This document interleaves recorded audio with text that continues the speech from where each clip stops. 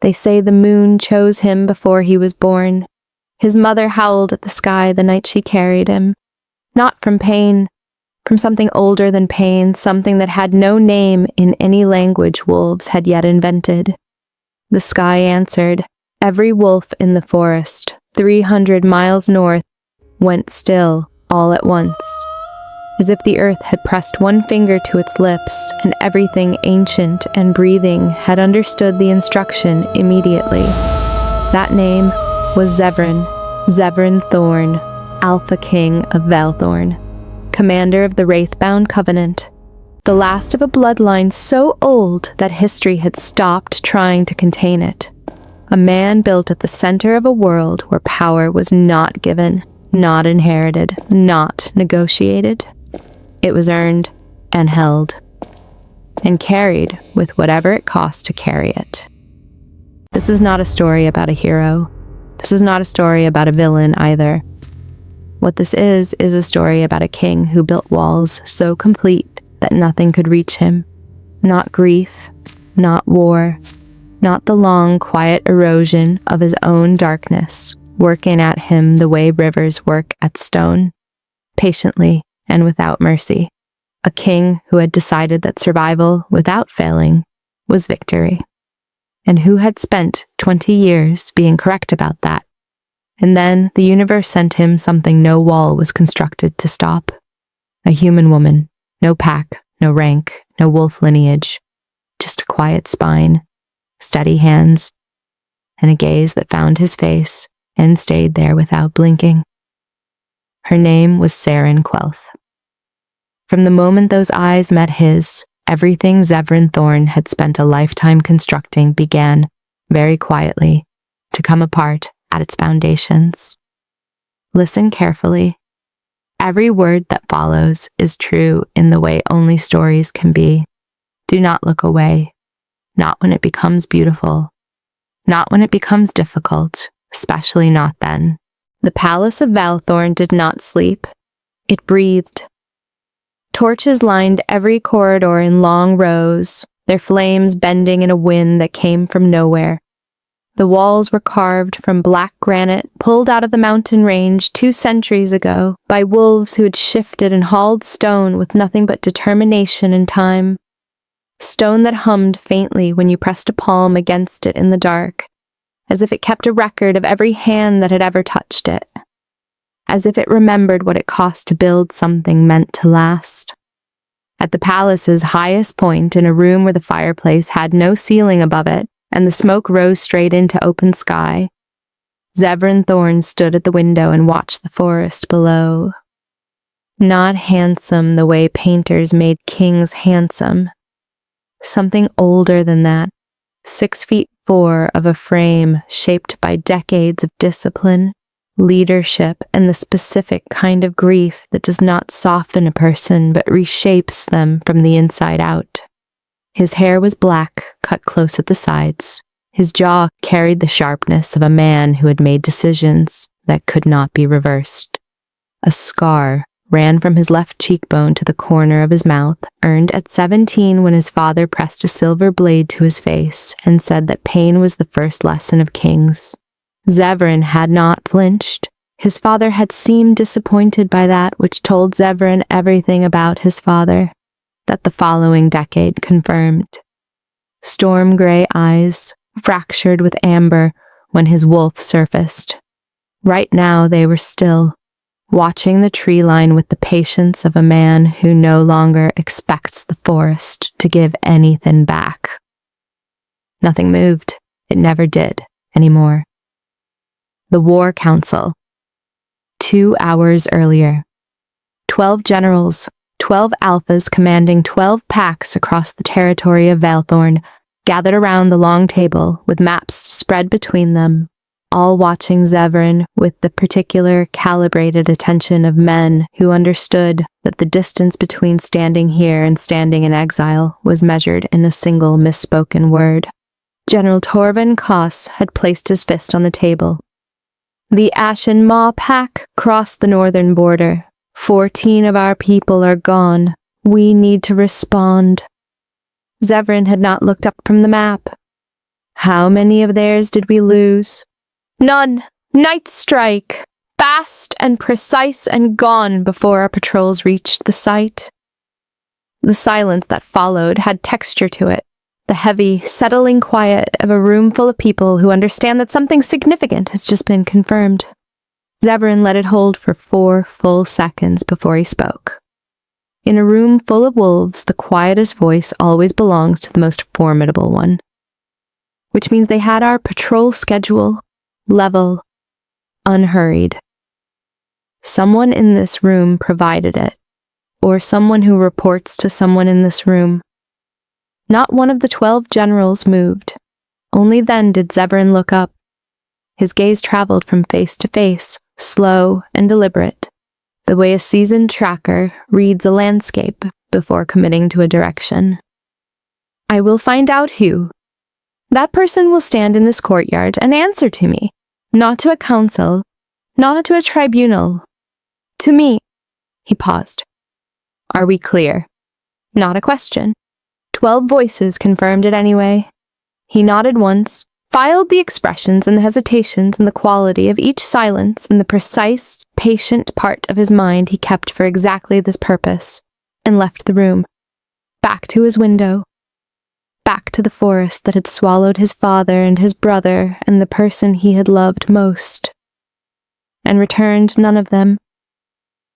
Idrath Vael knocked at midnight, and Zevran knew it was Idrath before the sound landed, because Idrath always paused half a second first, a habit carried forward from a childhood spent as the smallest wolf in every room he entered. Come in. Lean, quick-eyed, a long scar across his forearm, a face that had earned more than it showed. The only person in the palace who did not visibly rearrange his posture when Zevran turned to look at him. That particular steadiness was the reason Zevran had made him beta 12 years ago and had not reconsidered it once. Duskfen needs immediate aid, Idrath said, setting a folded letter on the desk. The attack took their grain stores. Winter closes in 6 weeks. 3 supply wagons, 2 guard units, I will ride at dawn. A pause. The council will say the Alpha King's presence is wasted on a border settlement. The council says what councils say. Zevran turned back to the window. 14 people are gone from Duskfen. Their king should be the one who stands in front of them and acknowledges it. Idrath picked up the letter, turned toward the door, and stopped. One more thing. A woman arrived through the eastern gate this evening. Our scouts found her in the forest 2 miles from the Ashen Maw crossing, exhausted from the cold. Human. No pack markings, no identification. She says she is a healer. Is she in any danger? Tiredness and the cold. She is recovering. East Wing guest quarters. Our physician confirms her condition in the morning. She does not move freely through the palace until we know who she is. Understood. Another pause. She asked about you. Zevran turned. What did she ask? Whether you were the kind of man who would send a stranger back out into the cold. Something moved in the depth of his expression. Not warmth. The memory of warmth, finding a wall that was fractionally thinner than the others and pressing gently against it. What did you tell her? I told her I honestly wasn't sure. For the first time in longer than he could name, the corner of Zevran's mouth moved. Not a smile. Something that had forgotten the mechanism of smiling and was testing whether it still remembered. Get some sleep, Idrath. You too, my king. Neither of them believed that was going to happen. Saren Quelth had understood very early that the world was not built with people like her in mind. 26 years old. Most of those years spent in the gray settlements, the unmapped places that existed between pack law and no law, where buildings leaned together like tired friends, and the residents were either preparing to leave or had stopped believing they could. Her mother had been a healer. Her grandmother before that. 5 generations of Quelth women who had learned medicine through necessity, through dark rooms and difficult seasons, and patients who came through their door when every other door had been closed to them. Saren had inherited their hands, steady and quick, trained to locate what was wrong in a person before that person had fully formed the words to describe it. She had inherited their eyes too, dark brown like soil after rain, with the quality of focused attention that people either found deeply reassuring or quietly unsettling, depending entirely on what they were hiding. 3 weeks of travel had brought her to the wrong forest in the wrong season. Her usual route through the Ashen Maw Pass had been closed without announcement, and the northern alternative had become a forest she did not know in whether she had underestimated. And somewhere in the 4th hour of walking in the wrong direction with nothing but determination keeping her moving, the cold had begun winning the argument. The wolves found her before she found shelter. 4 of them, stepping from the tree line in their human forms, watching her with the complete, practiced stillness of beings for whom stillness is both habit and strategy. Saren stopped walking, met the nearest one's eyes without looking away. "My name is Saren Quelth," she said, and her voice was steady. "I am a healer. I am lost. I am not a threat, and I am not afraid of you." The one who appeared to be in charge studied her for a long moment. "You should be." "Should I?" she said. "Are you going to harm me?" A pause with the weight of an entire answer in it. "No." "Then I'm not afraid of you." The East Wing guest room was the most space Saren had ever occupied alone. Wide walls that did not feel like company, a fireplace burning 4 large logs, curtains the deep color of old wine. A bed she strongly suspected was wider than the floor of the room she had grown up in. She sat on its edge and did not sleep for a long time. What she did instead was think about stories. She had grown up hearing them the way everyone in the gray settlements heard them, in pieces and rumor and the particular hush that came over a gathering when someone began talking about Zeverin Thorn, the king who ended the Embervale War at 23 by walking alone into the opposing camp and returning with a surrender and nothing else. The king who refused to sentence a 17-year-old boy caught taking from pack stores and gave him work in the stables instead, which apparently generated 3 days of argument with his council. The king who lost his mate 7 years ago and had not taken another. The king who was, depending on who was speaking, either the last truly just ruler in the territory or a leader so precisely controlled that his authority had simply learned to look like fairness. She wanted to know which version was real.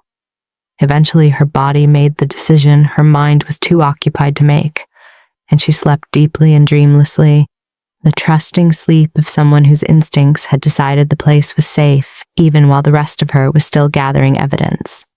She found him at the well the next morning before she knew that was what she was doing, looking for water, following a corridor to a courtyard, finding a well and a man at it, drawing water with the kind of complete, unhurried concentration that belongs either to people with nothing to do or people so far above the concept of obligation that it has ceased to apply to them.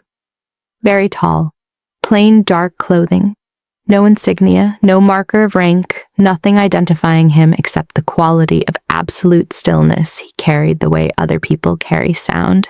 Saren crossed the courtyard toward the well because she needed water and she was not in the habit of changing direction because a large man happened to be somewhere. She stopped beside the stone edge. She waited. He turned and looked at her. The scar, the jaw, storm gray eyes fractured with amber, the complete and total stillness of a face that had decided long ago not to perform anything it did not genuinely feel. He expected her to step back, She could see it, the faint adjustment in his expression when she stood exactly where she was. "You are the healer," he said. "You are the king," she said. Silence with texture, weight, the specific quality of a moment still deciding what it will become. "You asked about me last night," he said. "I did." "Why?" "To know whether you were the kind of man who sends strangers back into the cold." "And your conclusion?" She tilted her head the way she tilted it at Patience, reading the gap between what someone said they needed and what they actually needed. "I don't have one yet. I've known you for 30 seconds. The almost smile gone before it fully arrived. "The physician sees you after breakfast. Edrath will arrange your escort to the settlement road." "Thank you." He turned back to the well. She stepped forward to draw her water. Their hands came within a few inches of the same wooden handle. Neither moved away, neither closed the distance. The gap held, exact and charged, like the stillness of air in the moment before a storm commits to direction. Saren filled her cup, said good morning, and walked back inside. Zevran Thorn stood at the well for a long time after she left, staring at the water, feeling something he had not felt in 7 years and had stopped having a name for. Deep in the architecture of him, his wolf went still. Not the stillness of absence, the stillness of a creature that has just caught a scent it did not expect, and is deciding, with great care, exactly what to do about it. Elder Oswin had served the Thorn line for 40 years and arrived at one conclusion above all others. Power makes people perform. Kings performed strength. Generals performed certainty.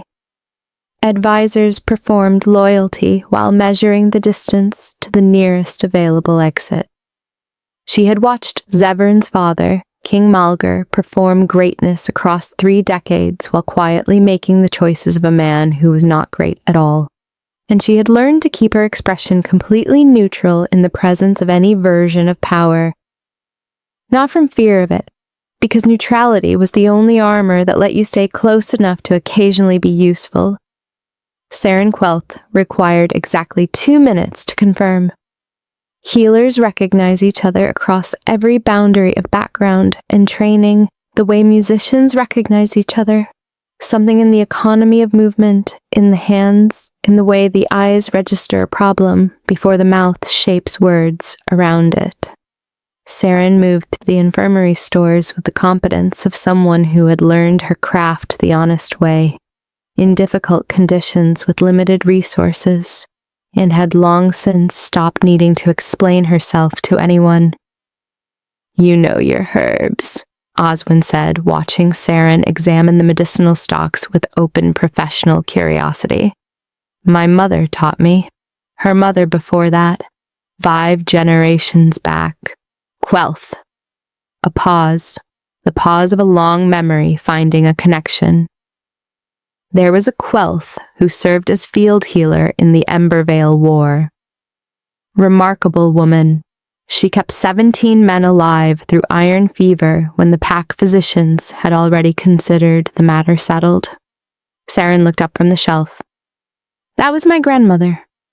Oswin held that for a moment, then smiled, the small, precise smile of a woman who's lived long enough to recognize when history is folding back on itself in ways that mean something. "Good stock in you," she said, even without a pack to name it. 3 hours later, Idrath mentioned the connection casually in a corridor, and something snagged in the back of Zevran's memory like cloth on a nail. The Embervale War. He had been 8 years old when it ended. The memory lived not as a sequence of events, but as sensations, the way important things from childhood live. The smell of old smoke that never fully left the palace walls. His mother's voice behind a door she believed was closed. The rhythm of his father's footsteps returning from the front. A rhythm Zevran had spent years learning to read the way navigators read weather, trying to know the shape of what was coming before it arrived. What he understood at 31 that he had not understood at 8 was considerably more complicated. The war had not ended because Malgor Thorn was a great king. It had ended because the Ashen Maw Pack exhausted their resources, and because a field healer named Quelth kept enough of Veilthorn's fighters alive and capable long enough to outlast them. His father had claimed the result entirely. The healer had been paid a modest sum and sent home. The historical record reflected none of her contribution. Zevran had corrected that 3 years ago with a fully commissioned rewrite of the war record. Every contribution documented, regardless of rank or pack status. His council had objected that it was unnecessary. He had told them that a kingdom built on falsified history was not a kingdom. It was a performance of one. He had not known then that the healer's granddaughter would one day stand in his courtyard with steady hands and a gaze that did not look away. Convergence, his old tutor would have called it. Not fate. Fate implies no choice. Convergence. A point two paths reach together. One you could step back from if you decided to. He found himself in the East Wing corridor at midday. This had not been planned. He was heading to the stables, which were in the opposite direction, and he was entirely aware of this and kept walking anyway with the quiet discomfort of a man whose instincts have begun making decisions without consulting the rest of him first. Saren sat in the window seat with a small journal open in her lap, writing quickly, pen moving with purpose. Boots slightly unlaced, dark hair loose around her shoulders, knees drawn up. Completely at ease in a place that was not hers. The ease of someone who has decided a long time ago that places either earn discomfort or they do not, and this one simply had not earned it. She heard him approach. Her pen completed its sentence before she looked up. He noted that too, filed it alongside everything else he kept noticing about her. "Confirming your departure arrangements are in order," he said. Neither of them were uncertain about whether that was the actual reason he had come, but it was a starting place, and starting places were necessary before anything else could follow. "Idrath said tomorrow morning," she said. "I will be ready." "Good." He did not leave. "What are you writing?" "Observations. New places, new remedies, how different communities approach care, in case someone in a settlement needs the knowledge later. You write for people who haven't arrived yet." "Someone has to." He moved to the window across the corridor from her, leaned against the stone, looked out at the courtyard below. Not at her. Beside her. That difference mattered, and he was paying careful attention to it. "My mother used to say healers were the second most important people in any kingdom." What did she put first? Farmers. She was practical. A brief quiet. She never assigned a specific rank to kings. What do you think she would have given them? Somewhere near the middle, on a good day. Saren studied him with the careful, revising attention of someone updating an existing picture. "She sounds like she was honest with you. The most honest person I have known." He watched the courtyard, which was not always easy in a palace built on performance. "Is that why you're so quiet?" she said. "Because you're surrounded by it and you've simply decided not to participate."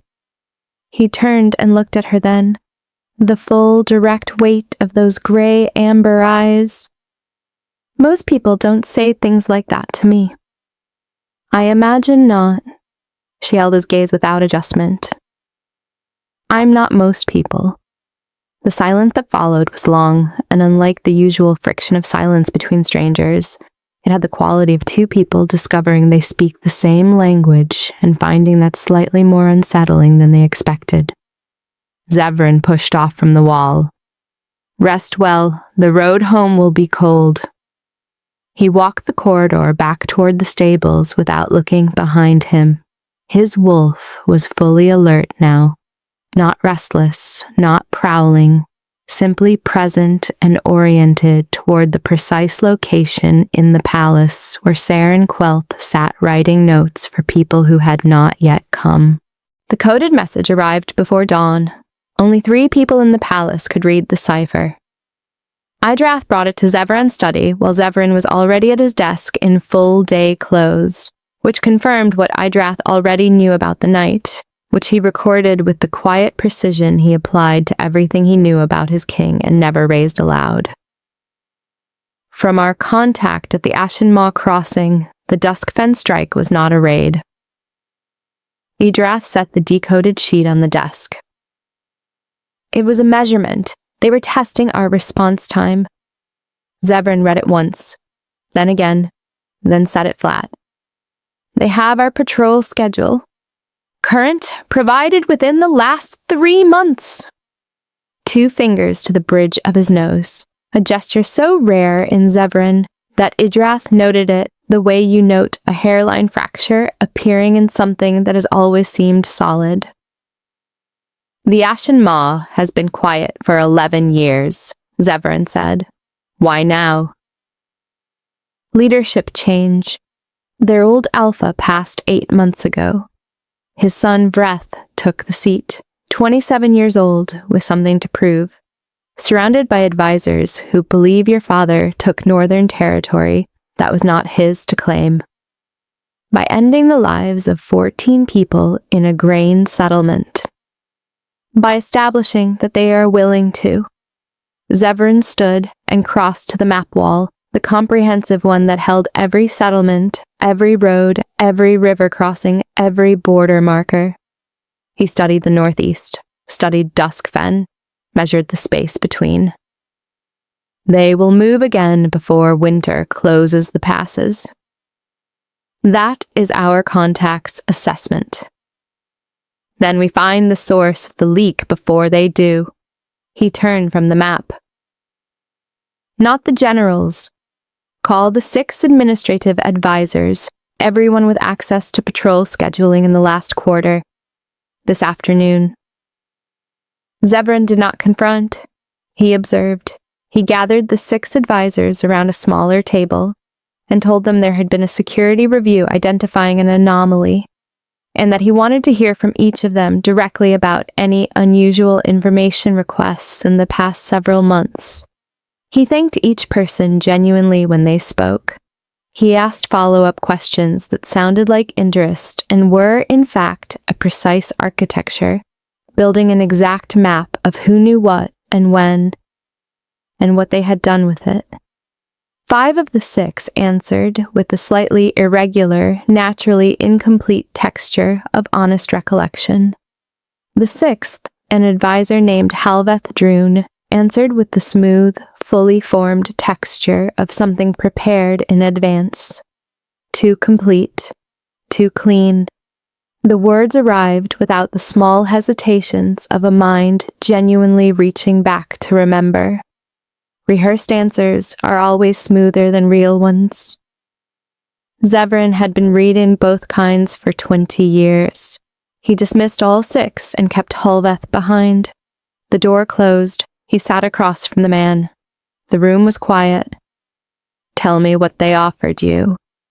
Halveth went completely still.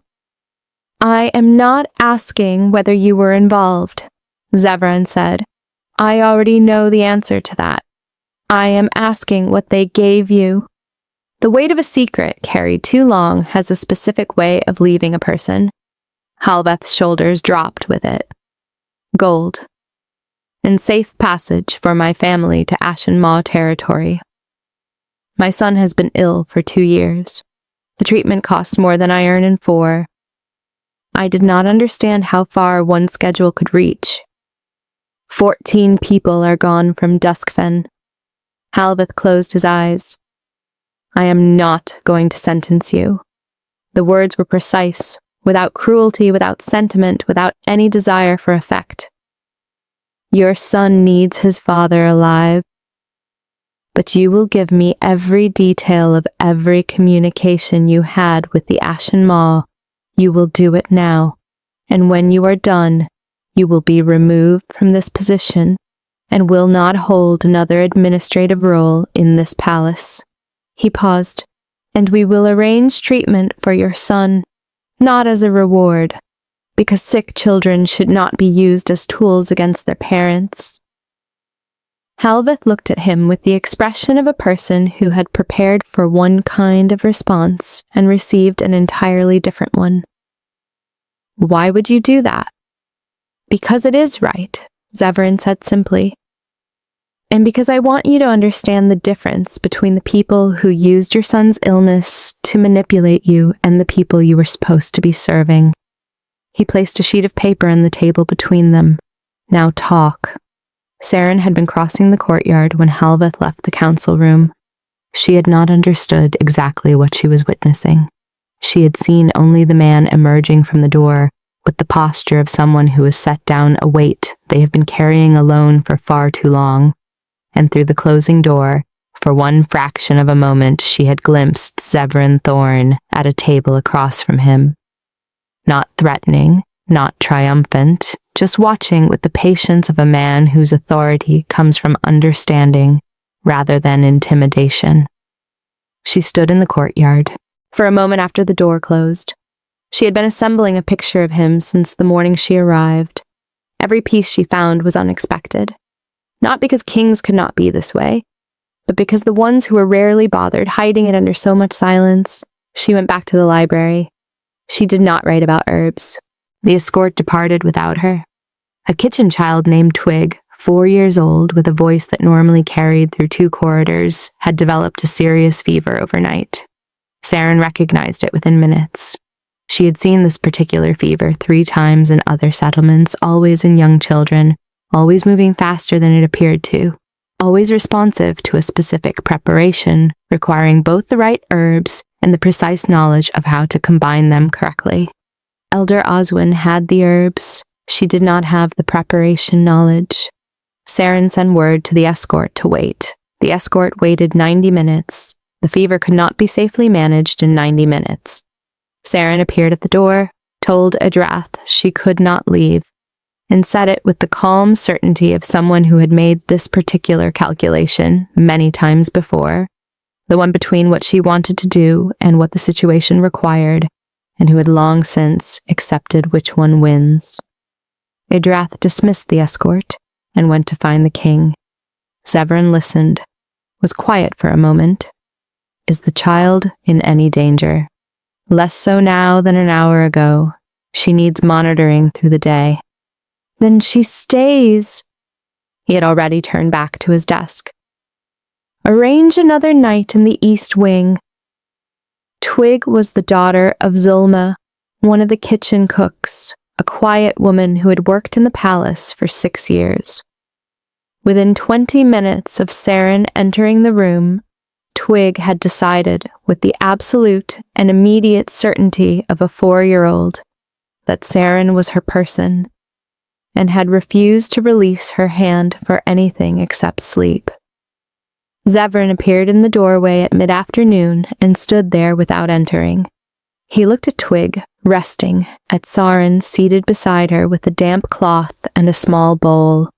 Her posture the specific posture of someone who has kept vigil many times and knows how to remain present without being consumed by it. He looked at the quiet, ordinary geography of a sick child being tended with complete competence and care, and it stopped him the way councils and border reports did not. She'll be fine, Saren said quietly, not looking up. The fever has been breaking for 2 hours. By morning, she'll be asking for things to eat. Her mother is downstairs, he said. His voice was low. I told Zulmi to come up. She was worried about her duties. The kitchen will manage. Saren looked at him. A king had walked down to the kitchen to personally tell a cook to go be with her ill child. She looked back at Twig. You do it often, she said. The thing you're not supposed to do. Clarify. The right thing instead of the protocol thing. Every time there's a gap between what rank requires and what is actually decent, you choose the decent one. and you act as though it costs nothing." "The crown is metal," he said. "It doesn't have preferences. Your council has enough for both of you." A short, quiet, Twig's small chest rose and fell in the deep, relieved rhythm of a child past the worst of what had threatened her. Something moved across Zevran's expression, quick, unguarded, a door opening for a moment before he remembered it was open. "My younger brother used to run fevers like this," he said. "My mother sat exactly like that, for hours without moving." Saren did not speak. She let the space hold whatever it needed to hold. He didn't survive one of them. He was 6 years old. The words arrived without tremor, long since processed from grief into fact. "Before better remedies reached the palace, before I understood that resources spent on fortifications could have been spent on medicine and would have saved more lives in the long run." "Is that why you changed the supply routes?" Saren said carefully. 4 years ago, the medical allocation to border settlements doubled. He looked at her. "You read administrative records." "I read everything available. It helps me know what to prepare for when I travel." "And what did you prepare for coming here?" She looked at him across the room, at this king in plain clothes in a child's sick room, at the whole unlikely reality of him being exactly this much more than the stories had said. "A king," she said. "I didn't prepare to find a person." Those words, simple and direct, settled somewhere in him and did not immediately leave. Twig stirred in sleep. A log shifted in the fireplace. Outside, the wind had dropped entirely, and the courtyard had gone still and silver in the afternoon light. "Rest when Zulme arrives," he said. His voice had changed slightly. The way stone changes when the light that falls on it changes. "You have been here since before sunrise." "I'm used to long days." "That's not an argument against rest." A pause. "It's the reason for it." He left. Saren looked at the empty doorway for a long moment, then at Twig's sleeping face, then at her own hands, resting steady and unhurried in her lap. "This is the part," she thought, "where you're supposed to be sensible, where you remember what you are, and what he is, and all the reasons those two things do not meet without consequence. This is the part where you decide not to let this become anything." Twig's small hand found hers in sleep, warm and trusting, and entirely without complication. Saren decided to be sensible tomorrow. The second strike came at midday, which broke every convention raids were supposed to follow. Night was the wolf's natural advantage, the primal gift that made swift action effective and coordinated response difficult. Daytime was meant for negotiation and commerce and the careful maintenance of the structures that allowed territories to function without constant conflict. Midday was the time of markets and travel and open roads, not territorial incursion. Vreth of the Ashen Maw had decided to disregard that framework entirely, which told Zevran a great deal in a short time. Young enough to believe that defying convention demonstrated strength rather than instability. Pushed by advisors who wanted results faster than careful judgment warranted. And underneath all of it, afraid, because aggression at this pace and visibility was always at its root, fear wearing forward motion as a disguise. The strike targeted the supply route between Duskfen and Valthorn's nearest depot. A fast, coordinated unit moving in trained formation. 3 of Zevran's soldiers were injured. The supply wagon was seized and gone before the perimeter response arrived. Zevran received the report in the courtyard, already mounted and ready. His wolf had been restless since before dawn, pacing with the precise tension that meant something was coming before the messengers arrived to confirm it. "Idrath, 1st and 3rd units, 10 minutes. You're going yourself."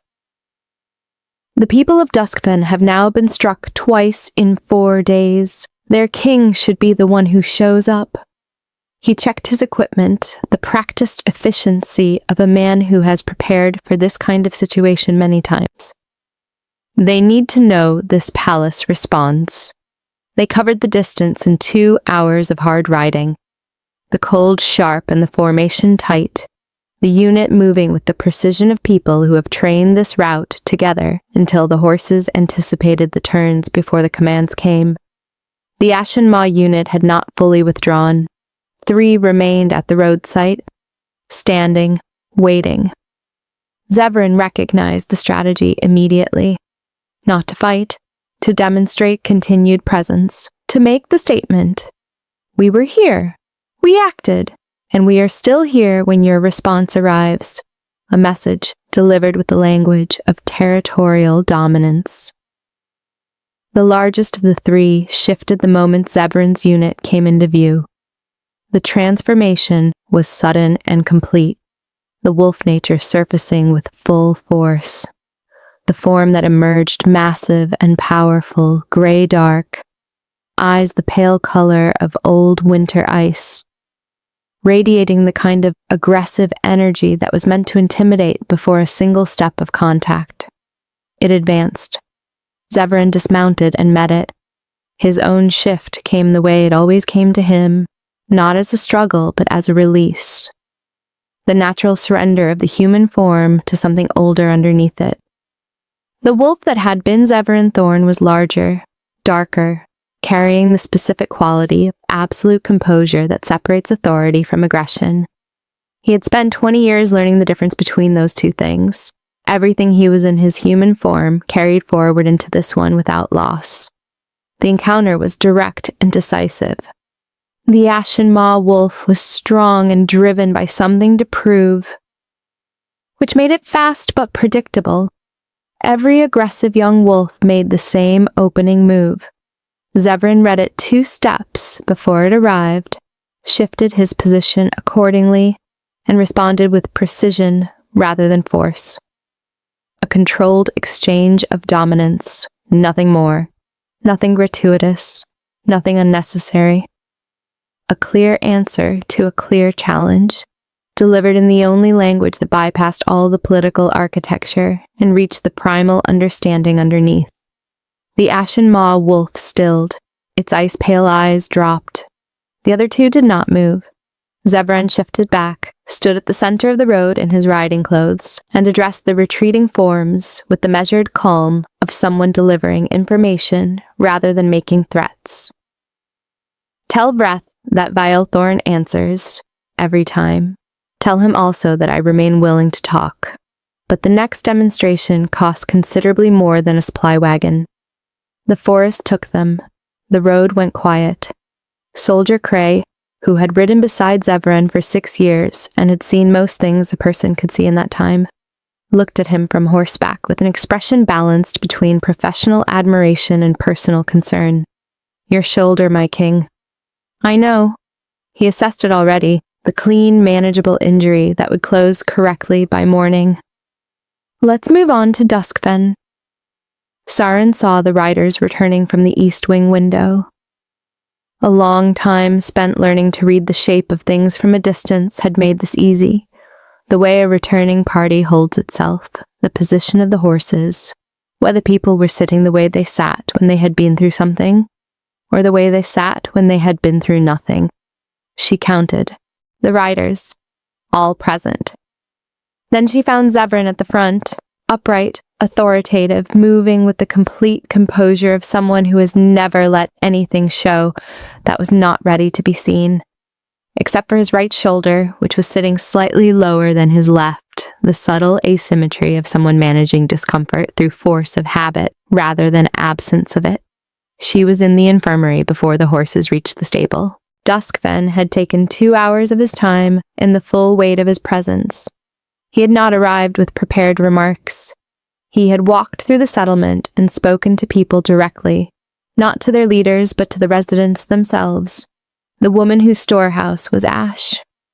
The man whose son had not come home from the road. the children watching from doorways with the open, unguarded expression of the young who have not yet learned to conceal their fear from authority. Questions he could answer, he answered.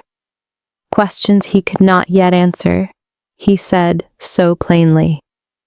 He sat with an elder named Witha, who had lived in Duskfen 60 years, and whose granddaughter had been among those lost.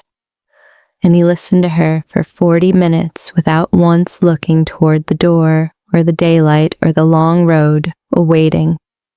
When Witha finished, she placed her hand briefly on his arm and said nothing, which was more than most things said with words. He told the community leaders that permanent reinforcements were coming. He said he would return before the first snowfall. He meant both statements, which was not always true of things said by kings to border settlements, and the people of Duskfen seemed to understand the difference between a promise made for appearance and a promise made for keeps. Saren was already organizing the infirmary when Zevran arrived with 3 soldiers requiring care. Elder Oswin stood at her shoulder, and the 2 of them worked in the way of people who have quickly established who holds what knowledge, and decided to trust it fully. The 3 soldiers received attention in turn, each injury assessed, treated, and explained, with the calm competence that made patients feel cared for rather than processed. Zevran came in quietly and stopped near the door. Saren did not look up from her work, but her movements paused for a half-second before they resumed. "You're hurt," she said. "Minor?" "Right shoulder." "How did you—" "You were carrying your sword arm slightly inward on the return, protecting it without thinking about it." She finished her work at the first patient's side and straightened. "Sit." He might have been Alpha King of an entire territory. He sat. Her hands on his shoulder moved with the quick, decisive certainty of someone who has located the problem before she needs to be told where it is, reading through the writing layer without hesitation. The injury was a clean puncture in the shoulder, significant but manageable, the kind of thing that would have taken most people out of commission and that he had ridden 2 hours without it registering on his face or his posture or his voice at any point during the time in Duskfen. "From the road," she said, not a question. "An Ashen Maw demonstration." "This is a demonstration." Her hands continued their careful, precise work. "You won." "I established clarity." He kept his gaze on the wall directly ahead, the posture of someone who receives care without making it significant. Winning is what happens in the conversation that follows. Is there going to be a conversation? "I offered one." Her hands stilled briefly. "You told the wolves who challenged you to carry a message back that you were still willing to talk. They needed to understand that Valethorn can match whatever they demonstrate, and that I have no interest in proving that repeatedly." He tested the shoulder as she worked. "They are not my enemies by nature. They are led by a young man surrounded by people telling him that aggression is strength. The best outcome is one where he discovers, before things escalate further, that there is another kind." Saren secured the dressing and stepped back. Most kings would have sent a response, not a conversation. Most kings were not on the road. Most kings wouldn't have been. She gathered her materials with a quiet efficiency she applied to everything. "Come back tomorrow morning and I'll check it properly." He stood, tested the shoulder's range carefully, then looked at her directly. "You'll still be here tomorrow morning." "Twig's fever needs another day of monitoring." A pause, and then something quieter. "And you should eat. You've been riding since before noon, and it's past dark now." Such an ordinary thing to say. Such a plain human concern directed at the person beneath the king. At the part of him that was not a position or a symbol, but a man who had confronted a challenge on a frozen road, and then spent 2 hours sitting with the grieving community and listening, and then ridden home without complaint or ceremony, the part of him that no one in this palace ever spoke to directly. "I will," he said. "Good." She turned back to her. "Good." She turned back to her work. "Go." He went. He carried the warmth of those 2 words all the way down the corridor. The way you carry a lamp through somewhere that has been dark longer than you can remember. It was Idrath who told her about Thessie. Not deliberately. The way people mention things that have been true for so long they forget the weight still living inside them. In the kitchen at late evening, while Saren prepared the final round of fever tea for Twig, Idrath was warming his hands around a cup and looking at the table, and he said, with the offhand gentleness of someone who has chosen a word carefully and is deciding to use it, "He wasn't always like this. He was different. Before Thessie." Saren kept her hands moving.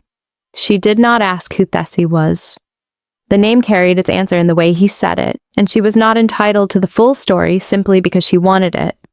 But Idrath continued, eyes on the table. His mate. They found each other when he was 24. She was from the northern ranges, pack-born, strong in the specific way of someone who does not need to announce it.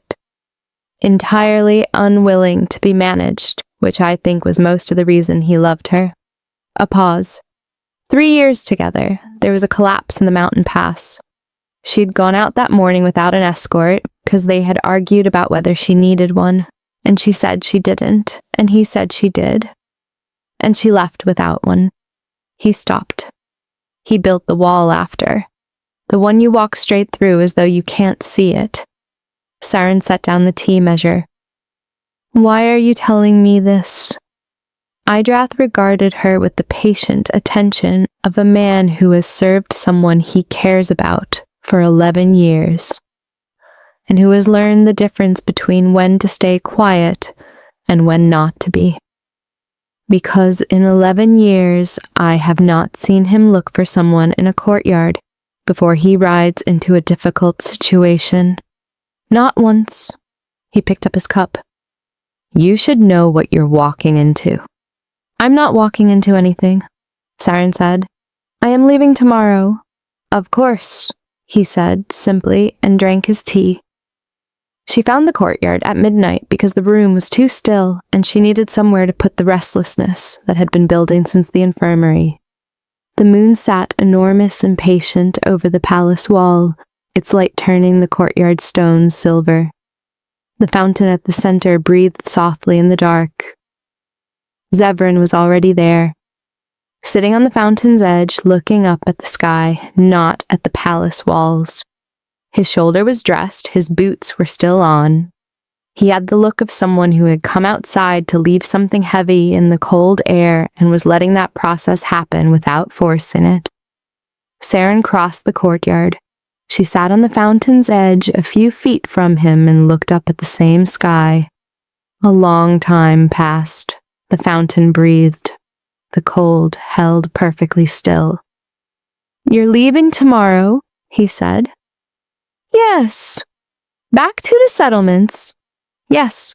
Another quiet, and then, in the voice of someone saying something precise and unrehearsed, "I want to ask you to stay. I understand it isn't reasonable. You have a life and work that doesn't belong to this palace. And you haven't asked for any of what staying here would mean. I have no right to want something from someone who arrived here by chance and has been nothing but..." He paused. "But the wanting is there, and I'm not going to pretend otherwise to you. You'd see through it anyway." Saren sat with that. With the precision of it, the careful, undecorated honesty of a man who had decided, quietly, without making an occasion of it, to stop performing in front of her. "Idrath told me about Thessie," she said. Zevran stilled, not a flinch, a stillness that was its own kind of answer. "I'm not her," Saren said.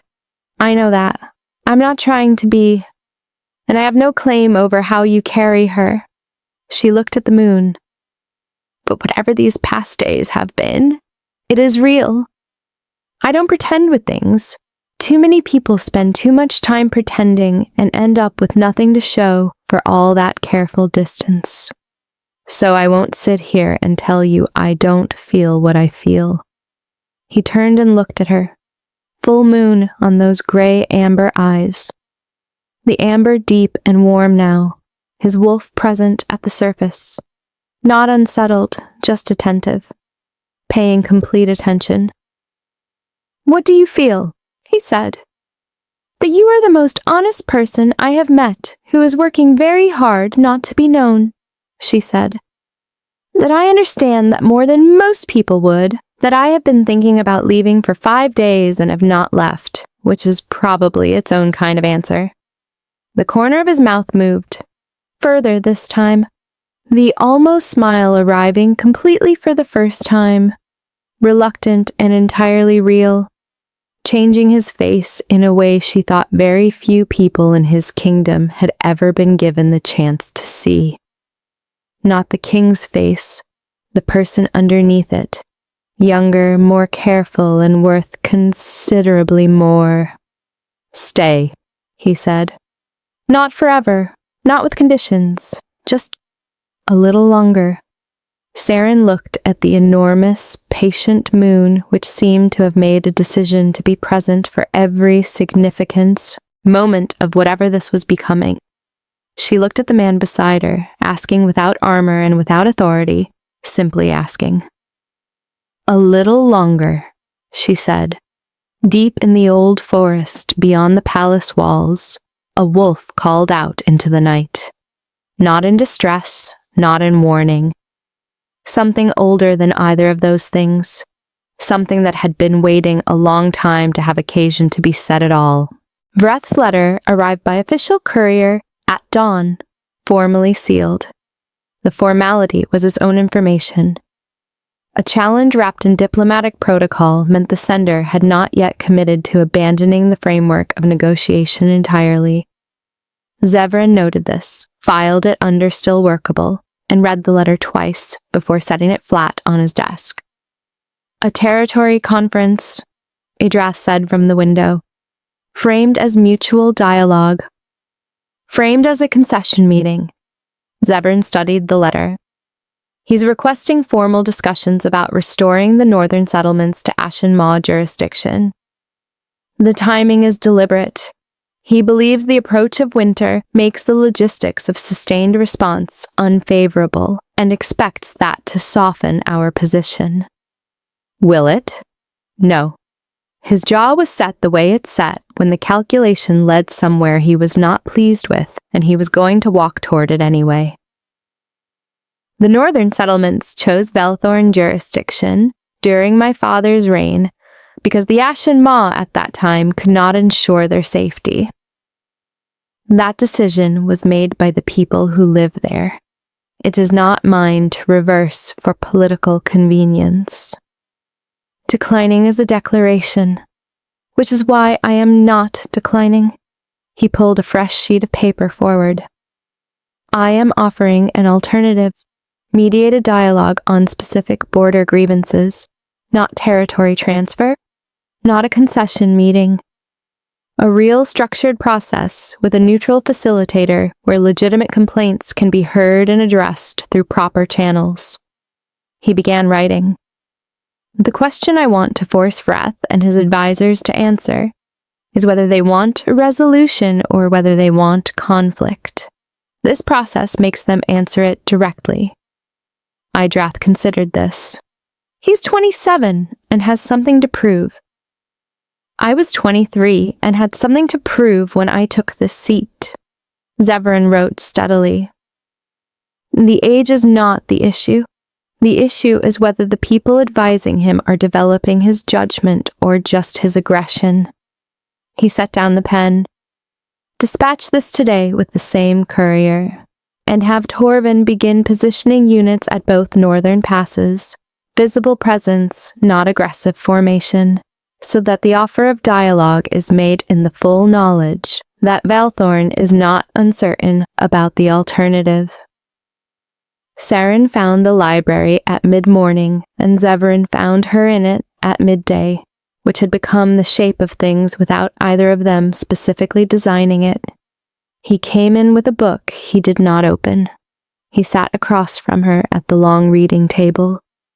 For a full hour, they occupied the same space without performing anything for each other, working in parallel silence in a way that had the specific quality of two people who have stopped needing to fill the air between them with sound. Near the end of the hour, without looking up from the annotated map she was working on, Saren said, "The border situation, is it resolved?" "Not yet. There may be a conference next week, several days away from the palace."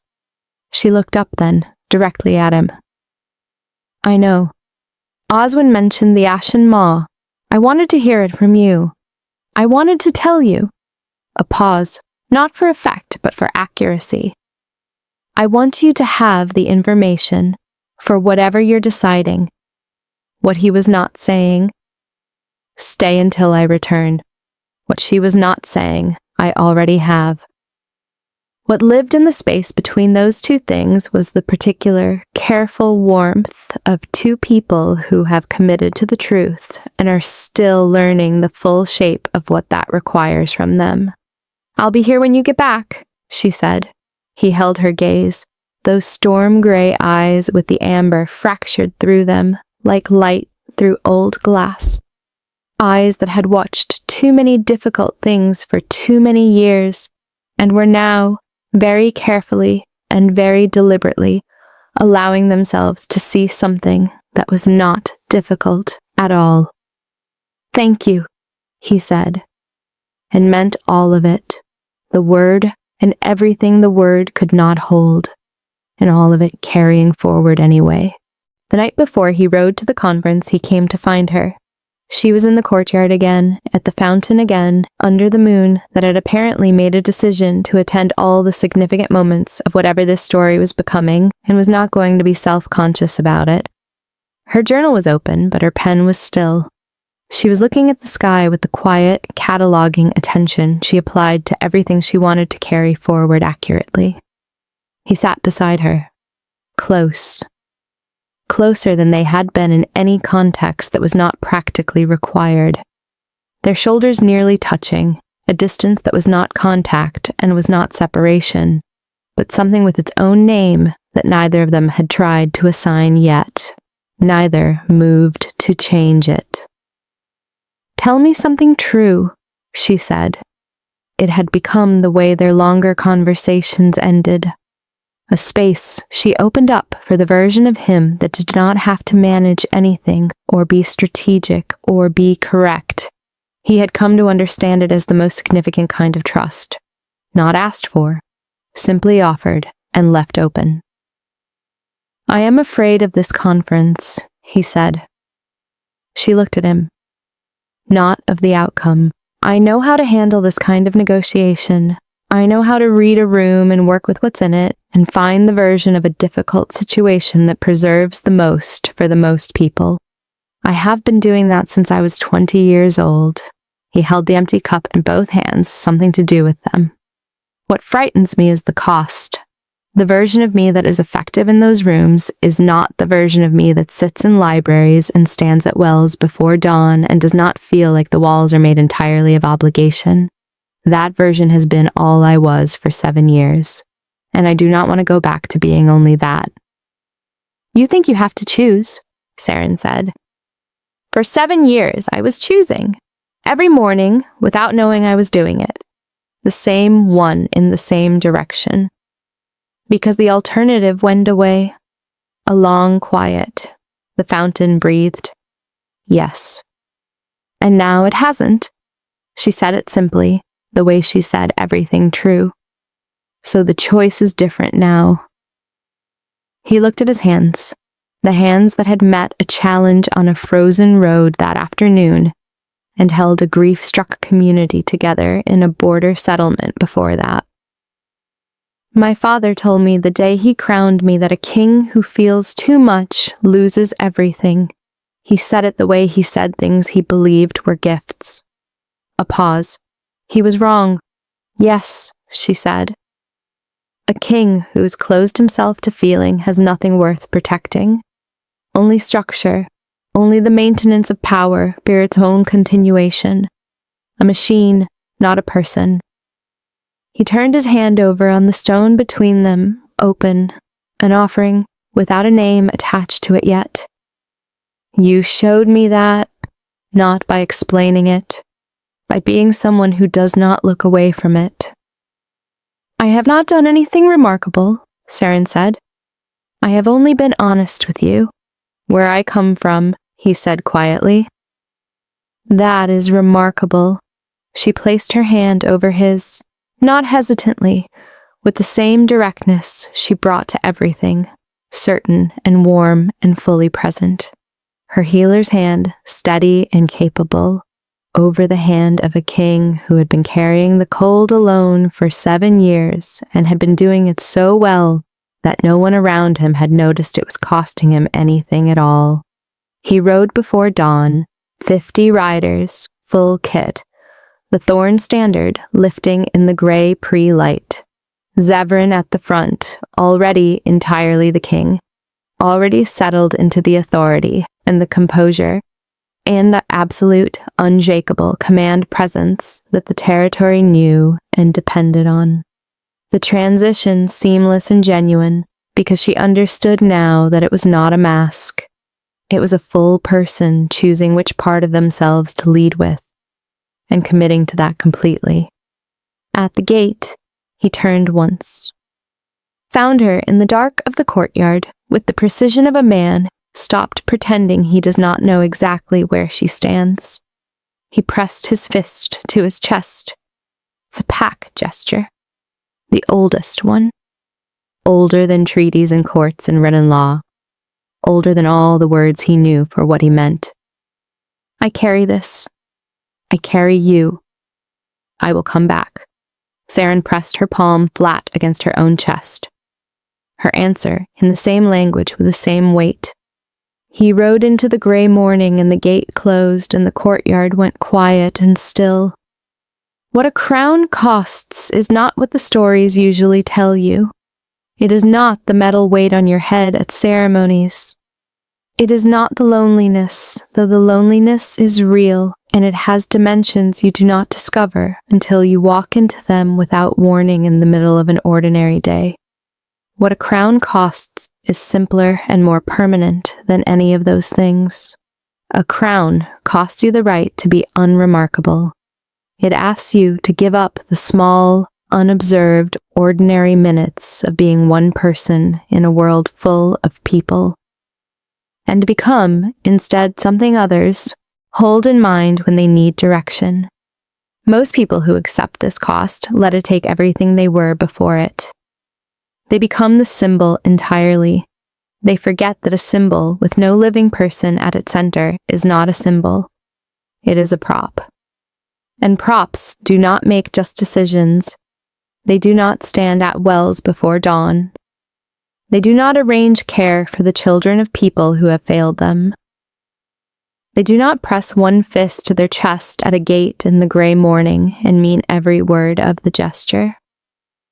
Zevran Thorn was learning to carry the crown with the whole of himself inside it, not with less weight.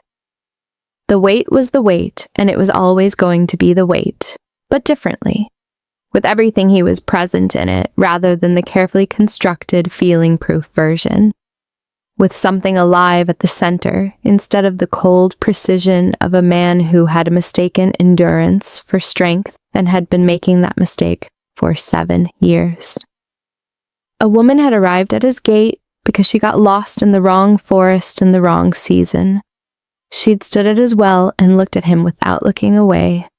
She had asked real questions and waited for real answers, and somewhere in the accumulated weight of all those small, unhurried, ordinary moments of being treated as a person rather than a position, the walls had developed places where the light was getting through.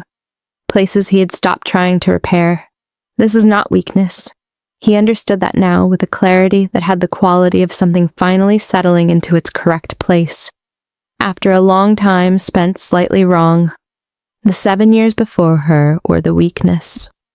The king without a person fully inside him, making correct decisions in a cold study, keeping every living thing at the precise distance required to prevent it from reaching him, calling that discipline when it was grief wearing discipline's face, calling it strength when it was, underneath, the fear of losing something again. What came next would be harder in its own way. The conference, the negotiation, the long sustained intelligence and patience and controlled authority that the work of peace requires. He would need everything the king in him was built from. He would need the walls and the calm and the precision and the steadiness under pressure. He would bring all of that to the table.